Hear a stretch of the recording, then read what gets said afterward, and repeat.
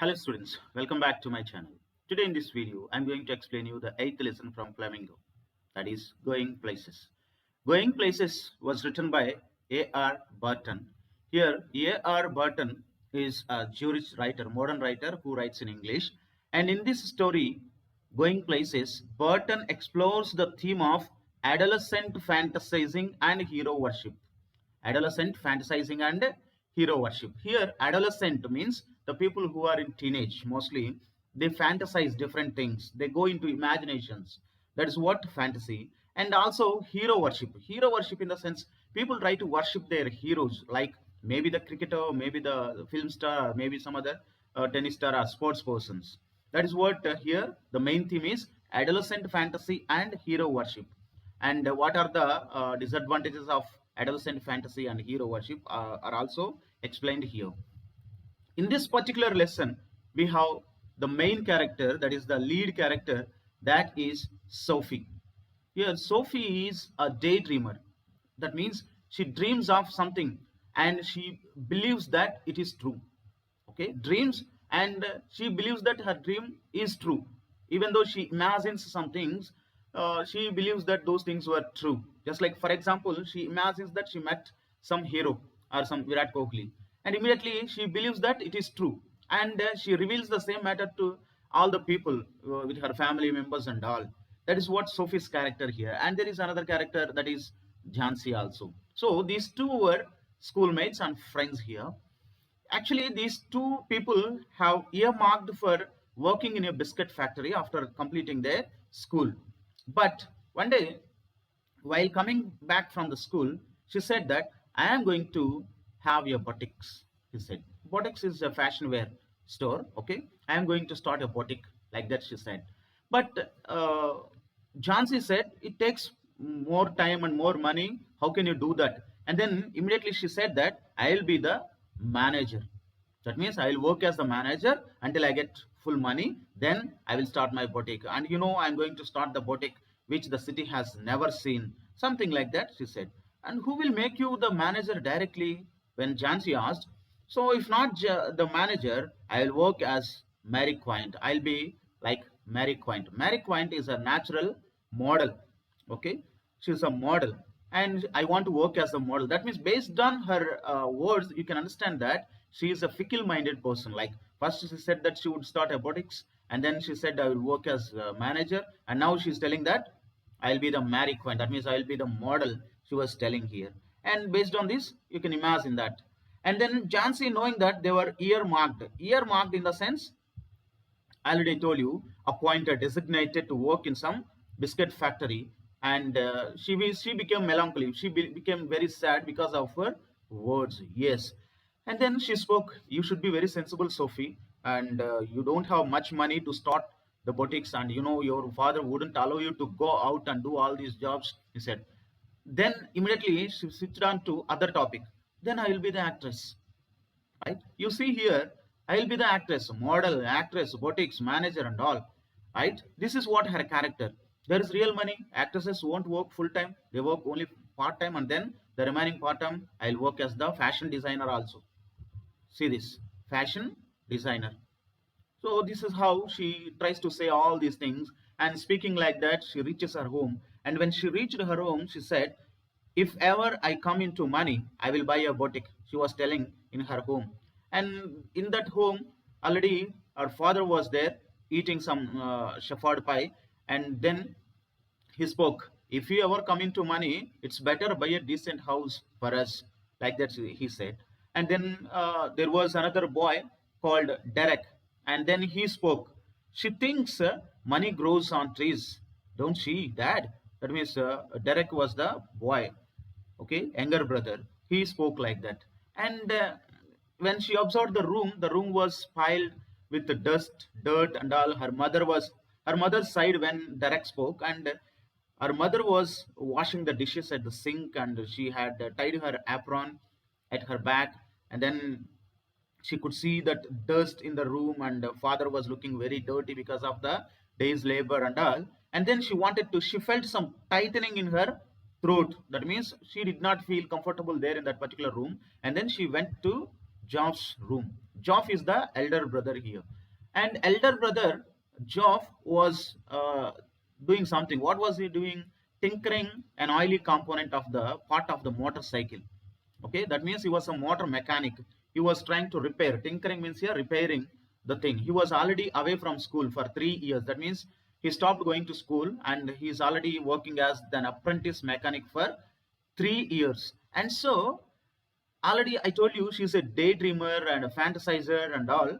So she had imagined that her brother Joff might be visiting so many people and so many places which she did not know. And but this boy Joff had never spoken about those places and people also. And that is why she wanted to be very friendly with this boy. And she had developed some they attained a special fascination because they were unknown to her and remained out of her reach. So she did not go out. Her father had not allowed her to go out because they thought that she was still young, and perhaps she was thinking he might be visiting so many people, exotic and interesting people, or he might be going to different places and I want to see those places. Definitely the world is waiting for me, the outside world is waiting for me. But that means Joff also thought that she is very young still, I don't take her like that. He thought, but she was always wishing to go out and enjoy her time. And here if you see, she was thinking it expectantly awaited her arrival. Means the world is waiting for her arrival. She wished, she thought like that. Even the world is waiting for her. She thought like that. And she saw herself riding there behind Joff. He wore new shining black leathers and she a yellow dress with a kind of cape that flew out behind. There was the sound of applause as the world rose to greet them. See her imagination here. That means she was imagining that she had gone out with her brother Joff, and there when they had gone out, the people outside they were wishing and they were clapping and greeting her, clapping and welcoming her. That was her imagination here. In such a way, she was okay, fully a fantasizer. And then uh, Joff was already doing the thing like he was repairing the oily component. And then when she reached him, she said, "I met Danny Cassie." Who is this Danny Cassie? Danny Cassie actually a football player, okay, young prodigy, like our famous cricketer like our Gill or Jaiswal, okay. He was also a football player who became popular because of his talent, highly talented person. And she said, then immediately he said, where? He looked abruptly, suddenly, and then where? See, at the arcade. Arcade is nothing but a shopping area, shopping zone. Funnily enough, she said. No, it's not true, he said. No, I did it, she said. You told dad? No, I did not tell dad about this because whatever the matter is there, first I inform you only, like that is it. Then he said, I don't believe. No, you are telling lie. I don't believe, he said. There I was looking at the clothes in Roy's window. Actually, in Roy's window, in that shopping shop, Roy's window shop, I was looking at the clothes. Who somebody was standing beside me, and then I saw him. Then I asked, "Excuse me, aren't you Danny Cassie?" I asked, and then he said, "Yes, of course, it's me." All right, okay, tell me, how does he look like? Hey, you know how he looks like, right? Then he was asking, close to, I mean, okay, okay, you looked him so close, right? Tell me how he looks like. Then she explained, he has some green eyes, gentle eyes, and he's not very tall as we thought. And she wanted to talk about his teeth also, but she did not speak. Then her father entered while they were discussing like that. This time her father was looking somewhat neat because he washed his face. Still the smell of soap is there, is coming out of him. And then he switched on television and then he was watching, trying to watch the TV. And he had thrown away one shoe of Derek. And then Joff was telling that Sophie met Danny Cassie. Immediately, Sophie wriggled. That means she was trying to hide in the chair or under the table. And then her father looked at her with some expression like disdain. Disdain means here disbelief. No, I don't believe you. Something like that. Because he had already heard these kind of words from Sophie. Many times she told many lies. That's why it's like disdain, disbelief. Then he was telling, it's true, dad. It's true. But he started telling one story. Once I know a man called Tom Finney, who was highly talented. And but that was a long time ago, he said. Then Joff said, yes dad, you know already. Yes, Cassie might be that good someday. That means he might be very talented really, and he will be great. He will be as famous as that Tom Finney one day, he said. But Joff was telling he is better than that man, he said. But he is telling if he keeps his head on his shoulders. What does this mean? Keeping one's head on shoulder means not having any. That means you should keep your head on your shoulder means you shouldn't have any kind of proud feeling. That's what. If they treat him properly and if there are no distraction from the other outside, he will be all right like that. Then they were discussing. Yes, he is all right. He is very talented. And then suddenly she spoke. He is going to buy a shop, Sophie said from the table. And father told, who told you? And immediately she said, he told me so. She said like that. And that was actually already father knew she was telling lies. And he muttered something inaudible. Hey, stupid fellow, don't say something, all the lies like that. He said, and then he said one word, this another of your wild stories. This another of your wild stories. Don't tell cock and bull stories, something like that. He warned her. And she met him in the arcade, Job said. Job was telling, Dad, really, she met him in the arcade. And one of these days, you are going to talk yourself into a load of trouble.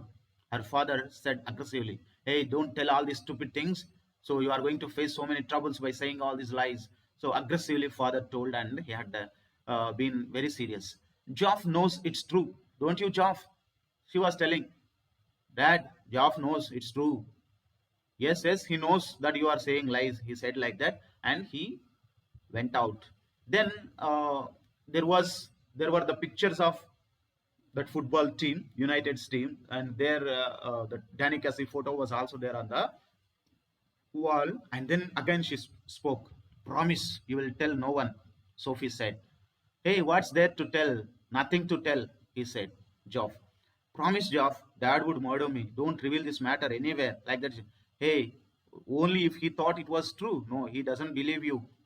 Please, Joff, don't tell this matter to anywhere or anyone, he said. Then he was really irritated and said, Christ, Sophie, you are still at school. Cassie must have strings of girls. Hey, Cassie, sorry, Sophie, you are very small, and Cassie might have so many girlfriends.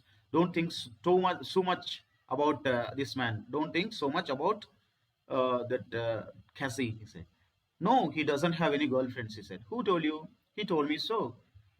Does anyone tell that he had girlfriends? You don't be so silly, Sophie.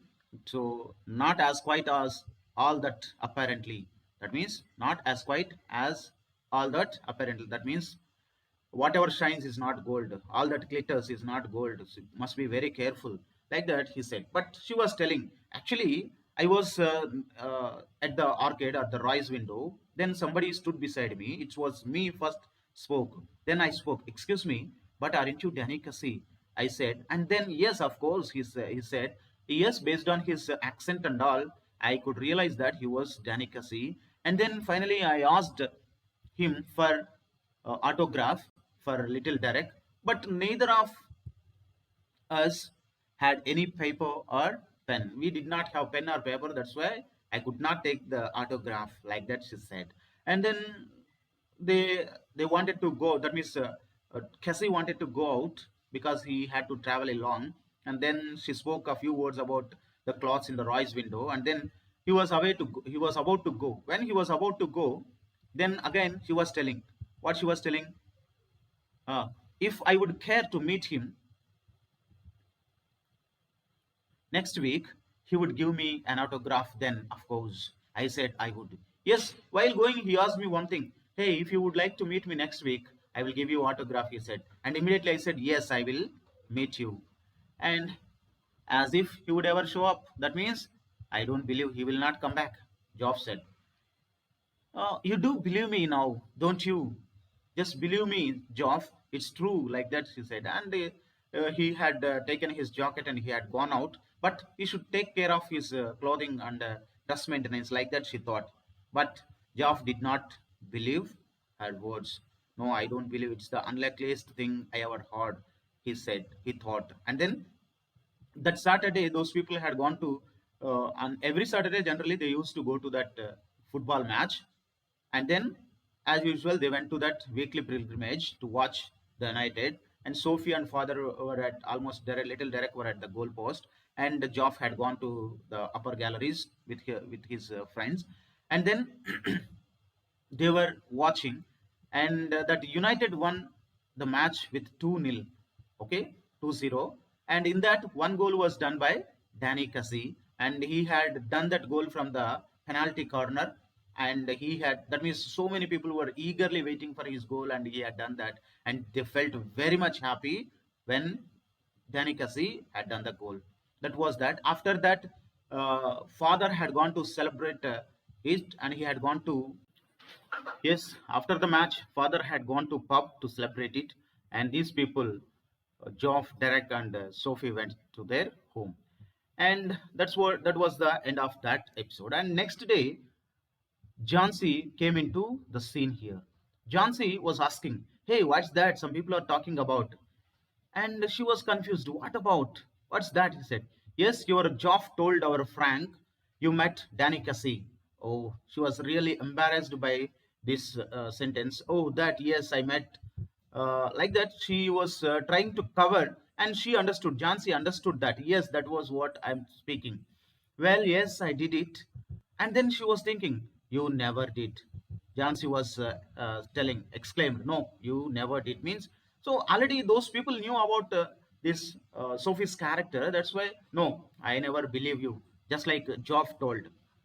Then she was thinking, no, no, please don't reveal this matter anywhere. I know I met him, but I did not try to reveal this matter anywhere. Please don't reveal this matter anywhere. If you reveal this matter, definitely people will stand in front of my house and they ask for delicacy, and there will be a big row in front of my house. Then she was telling, a row? Oh, I thought your father would admire for that. He said, no, no, please don't tell that. And then after some conversation, she came to know that only Jansi knew about meeting, but not about the next meeting date bit. So she felt happy for that because Jeff had not revealed everything. And then, oh yes, I met, but please don't reveal this matter anywhere. He said, oh Jesus, I wish I would have been there. So here she was telling Jansi, ah, if I had been there, it wouldn't have been very nice. It would have been very nice. Like that, Jansi told and said, of course, my dad didn't want to believe it. And you know what misery he is. My dad won't believe whatever I say is really misery. That means, so he's like that. So what's all this about? And if people come over there and ask about people about delicacy, and they say, hey, what is this? My dad would scold me. So please don't reveal this matter anywhere. Uh, Johnsy, like that, she said. And Sophie, Johnsy had promised Sophie.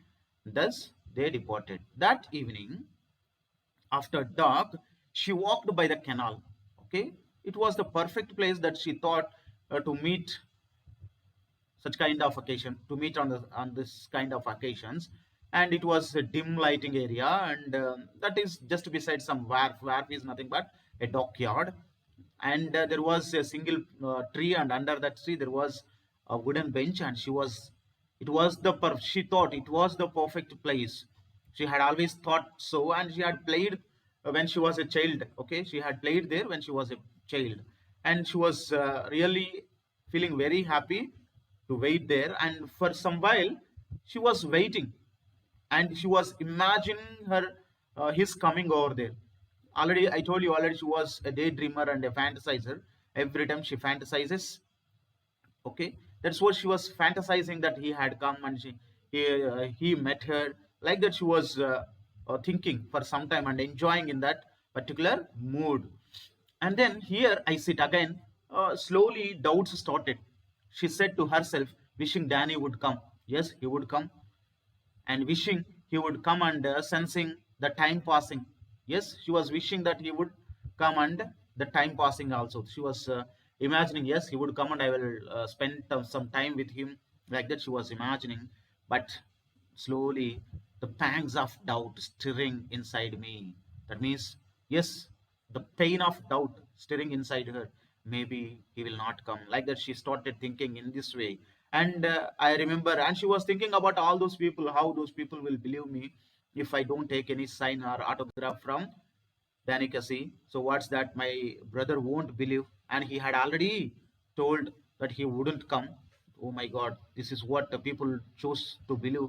They don't believe me. What is this? And she was thinking all. She waited, measuring in this way the changes taking place in her. Yes, finally, she had finally come to a conclusion that yes, he will not come. Resignation was not a sudden thing, actually. So, when you want to drop from an idea, it's not a sudden thing. Slowly, it takes some time. That's what here you wanted to mention. And now I have become sad. So, she had become sad. I mean, here, Sophie, she had become sad, she thought, and it is hard burden to carry. And she started going. Sitting here waiting is no use. Like that, she thought, I can see the future and how I will have to live with this burden. Oh my God, he will not come, and how should I live with this burden? Like that, she was thinking. And immediately she thought about her brother also, Job's disappointment. Here you see Job's disappointed face I have to see, and my friends won't believe me, but I know how it was, Danny Cassie and me. Like that, she was thinking. And finally, she climbed the crumbling steps to the streets, and then, okay, climbing onto the steps, and she came into the main street outside the pub. Okay, while walking outside the pub, she had seen her father's bicycle against the wall. Then she thought, yes, when I go home, my father wouldn't be there to face him. Now I have to face my brother only. Like that, she was thinking. And when she reached the arcade, again, she was imagining, yes, excuse me, aren't you Danny Cassie? Yes, coming through the arcade, she pictured him again outside Roy's. So when she came to that Roy's window, she pictured him again, and then she was talking, hey, aren't you Danny Cassie? And then he turns, yes, reddening slightly. Yes, that's right, he said. I watch you every week with my dad and my brother and my brothers. We think you are great. Oh, well, now that's very nice, he said. I wonder, would you mind signing an autograph? Sophie asked. His eyes are on the same level, and actually, his nose and his shining teeth and his gentle eyes and everything she had explained here. And finally, he spoke. Yes, they seemed gentle, almost afraid like gazelles. And you look away, you let his eyes run over you a little, and then you come back to find them slightly, okay, breathless. And he says, when she asked the autograph, yes, I don't seem to have a pen at all. Sorry, I don't have a pen, he said again. The same imagination. Okay, you realize you haven't either. I think you also don't have the pen or paper, he said. Yes, I don't have, but my brothers will be very sorry if you say like that. Please give me autograph. She said like that, but it's not like that. And afterwards, you wait there alone in the arcade for a long while. She waited there and standing where he stood, and remembering all that soft melodious voice, the shimmer of green eyes. Shimmer means here shining. And she was imagining his shining eyes, his gentle eyes, and all his teeth between gaps, that means gaps between teeth. And that's what she was imagining, and stood there. And again, she started imagining how it was again on last Saturday, how he had done the goal. Saw him ghost past the lumbering defenders. Lumbering means here moving slowly, heavily. Defenders heard there were 50,000 people eagerly waiting for the goal, and momentarily he had moved away all the people, and he had done that goal. And those people shouted in explosion of sound as he struck it crisply into the goal. The sudden thunderous eruption of exultant approbation.